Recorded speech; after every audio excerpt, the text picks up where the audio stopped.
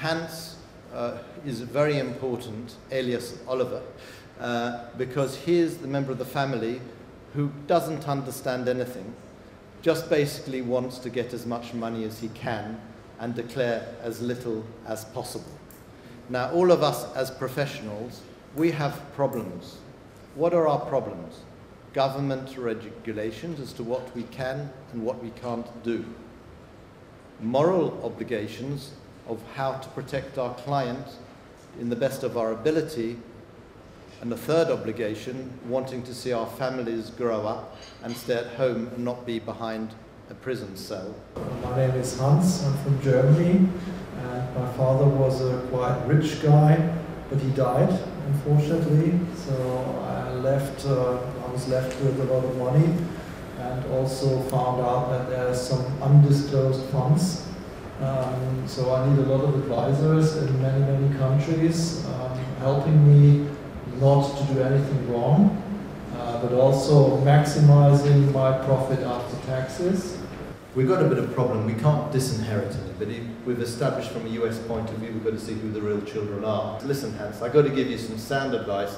Let's cut the cake and let's just get on with moving things. What would you advise, Hans? In Italy it's clear you have to have a owner of this asset because it's real estate, so we have a public register. So if I would represent the heirs or Hans, then I would have to prove to the bank that he's entitled to the assets stored with the bank.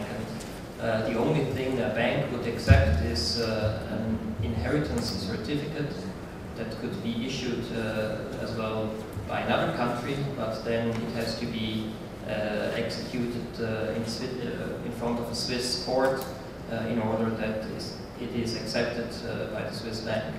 We need to begin breaking down the portfolio into different asset classes, and we need to begin choosing experts to help us for those specific asset classes. So obviously, if it's a property that's in France, you want to have a French expert advising on that specific asset class.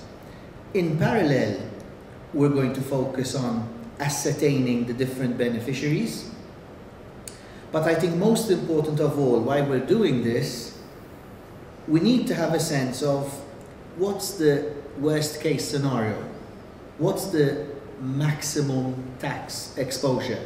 In a worst case scenario, then there's going to be a tax liability of, I don't know, 40%.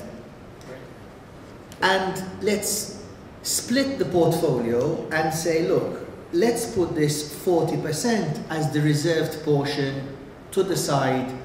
We don't touch that. That's our contingency plan until the different experts sort out the different asset classes. And once we've divided the portfolio and we've put the 40% to the side, and that leaves us with 60, then let's look at dividing up that 60 with beneficiaries who have confirmed their claim.